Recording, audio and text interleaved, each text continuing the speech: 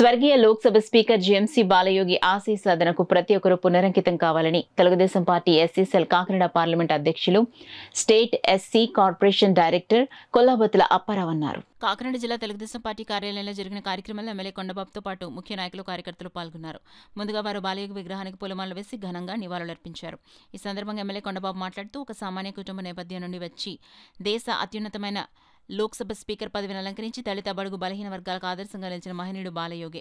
కోనసీమ ముద్దుబిడ్డగా ఆయన ఉమ్మడి తూర్పుగోదావరి జిల్లాకు అందించిన సేవలు చరిత్రలో చిరస్మరణీయంగా నిలిచిపోతాయి. ఆయన ఆశయాలు సాధించడం ద్వారానే మనం ఆయనకు నిజమైన నివాళి అందించగలమని ఉద్ఘాటించారు.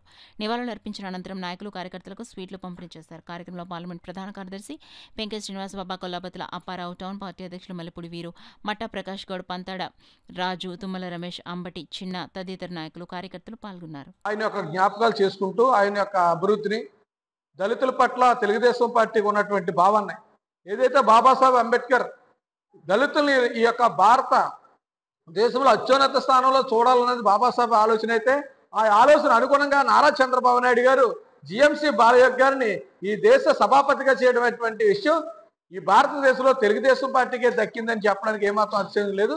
ఎందుకంటే తెలుగుదేశం పార్టీ బాబాసాహెబ్ అంబేద్కర్ యొక్క ఆలోచన విధానంతో జీఎంసీ బాలయోగి గారిని ఈ ఉమ్మడి తూర్పుగోదావరి జిల్లా పరిషత్ చైర్మన్ గా, ఈ ఉమ్మడి రాష్ట్ర విద్యాశాఖ మంత్రిగా, ఈ యొక్క భారతదేశ సభాపతిగా కూడా చేసినటువంటి గౌరవం తెలుగుదేశం పార్టీకి దక్కుతుంది. దానికి మేము దళితులందరూ రుణపడి ఉంటాం.